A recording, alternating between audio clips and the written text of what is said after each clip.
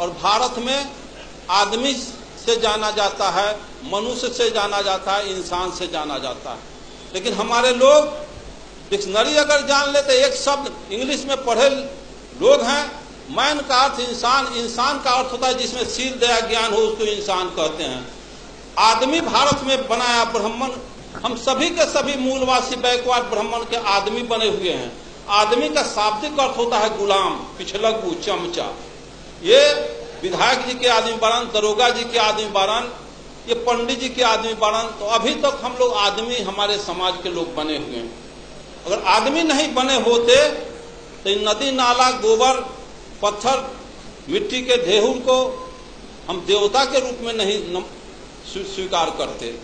आप अगर चाहते हैं जानना, वैज्ञानिक तर्क करना, तो मैं आपसे कहूं, मैं 25 को मिट्टी का चूहा बना दे, चूहे के कलर में पेंट करके किसी चूहे के बिल पर रख दूं, 25 को मिट्टी का खरगोश बना के खरगोश के कलर में पेंट करके किसी झाड़ी में छुपा दूं, इधर से कुत्ता को इंडिकेट करूं, वो कुत्ता मिट्टी के बने हुए खरगोश को कैच करो, तो मिट्टी के खड़हा को कुत्ता कैच करेगा? बिल्कुल नहीं। मिट्टी के चूहा को बिल्ली कैच करेगी? बिल्कुल नहीं। जब मिट्टी के चूहा को बिल्ली नहीं कैच कर रही है, मिट्टी के खरगोश को कुत्ता कैच नहीं कर रहा है, लेकिन हम मानो माटी के हनुमान, शिव, शंकर, दुर्गा, पार्वती, गणेश बना के पेंट पोचारा करके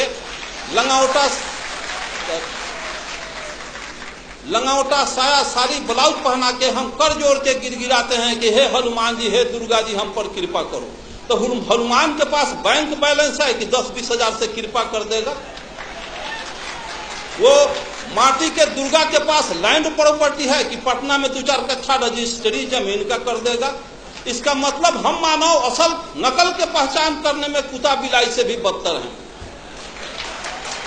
साथियों, आप अच्छी तरह से जानते हैं व्यवहार में, लेकिन ज्ञान के अभाव में हम रियलिटी पर नहीं पहुंच पाते हैं।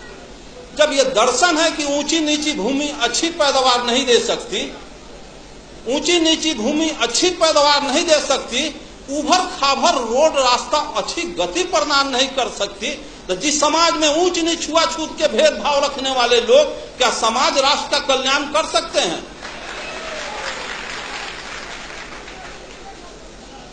ब्राह्मणवाद का सबसे बड़ा हथियार शराब और वरदान। ऐसे क्यों हो गया? तो फलाना ऋषि का शराब था। ऐसे क्यों हो गया? तो फलाना ऋषि का वरदान था। शराब और वरदान में पूरा 90% बैकवर्ड अकंठ डूबा हुआ। मैं पूछता हूं, जिसको बाबा साहब अम्बेडकर ने कहा है कि जो कौम अपने पूर्वजों का इतिहास नहीं जानता, वो कौम अपना भविष्य निर्माण नहीं कर सकता।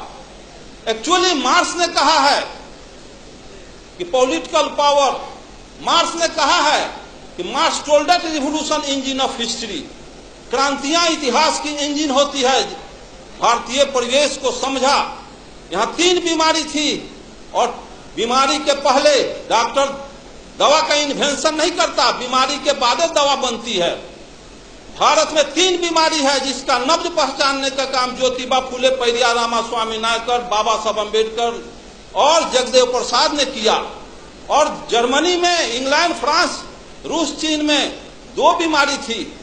और पूंजीवादी और सामंती व्यवस्था, यहाँ जातीय व्यवस्था भी, ब्राह्मणवादी व्यवस्था भी है। इसलिए यहाँ का मार्क्सवाद बाबा साहब अम्बेडकर, लेनिन, जगदेव प्रसाद।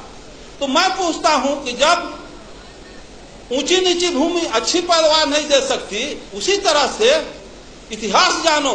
712 ईस्वी में अरब के ब्राह्मणवाद का यही तकाजा है, यही बहुत बड़ा कि शिव के त्रिशूल से बचवा, विष्णु के चक्र से बचवा, इंद्र के वज्र से बचवा, जम के दंड से बचवा, लेकिन पंडित जी के शराब से न बचवा। चंद्रलोक पर भी चले जाओगे, धह लकड़ी लेखन जड़ जाओगे। तो 712 इतिहास देखो। 712 ईस्वी में अरब के मोहम्मद बिन कासिम 6000 पलटन लेके सिंध के दाही राजा पर हमला बोल दिया। दाही राजा की 60,000 पलटन धूल चाट के हार गए। 1026 में मोहम्मद गजनी 30,000 फौज लेके पंजाब, राजस्थान होता गुजरात पहुंचा। वहां ब्रह्मपाद के प्रबल दूत सोमनाथ के मंदिर को ध्वस्त कर दिया। 3 लाख क्षत्रिय सेना हार गए। हिस्ट्री में पढ़ा था सभी देवी देवता सोने चांदी के थे। 80 को खच्चर, गधा, हाथी पर गजनी, सभी शिव शंकर दुर्गा पार्वती को सोने चांदी को ढा के मार मुकदर के कचूमर निकाल के ले गया अफगान। फिर पानी 1193 में गोरी के 12,000 फौज के सामने पृथ्वीराज चौहान के 80,000 फौज धूल चाट के हार गई। सभी मंदिरों को ढा दिया, देवी देवता कबाड़ के ले गया। फिर पानीपत की पहली लड़ाई 1526 में त्राइन के युद्ध में बाबर के 12,000 फौज के सामने राणा संगा की 60,000 फौज धूल चाट के हार गई। तो एक तरफ कहते हो कि शिव के त्रिशूल, विष्णु के चक्र, इंद्र के वज्र, जम के दंड से बचोगे, पंडित के शराब से न बचोगे। तो 712 में हार गए, 1026 में हार गए, 1193 में हार गए, 1526 में हार गए। देश गुलाम हो गया, देवी देवता लूट गई, बहु बेटी लूट गई, मार के गजरा मुल्ली की तरह काट दिया गजनी। और किसी को सरापना नहीं था कि गजनी गोरी को अंग्रेज को शराब देता तो बॉर्डर के वही पर लकड़ी लेखा धो धो जड़ जाता। तो ये शराब किसके लिए? ये तो कोयरी कुम्हार कानू कलवार तो यहाँ मुल्हर पर फंसौले बारी, गुह गोबर खिया के, अब पेशाब पिला के, यही हमारा दही चूड़ा खिलाएगा, यही दान दक्षिणा देगा। चलो उससे तक शराब। मैं पूछता हूं कि इस रास्ते से बिजली की तार गई है, इसमें करंट प्रवाहित हो तो उसको तार को छुएगा आज तो करंट आज मारेगा कि 6 महीना के बाद मारेगा? तो जब सोमनाथ के मंदिर में सोने चांदी के देवी देवता गजनी के बाल नहीं ट्रेन कर सका तो गिट्टी छड़ सीमेंट का हनुमान मेरा पैना बिगाड़ क्या देगा?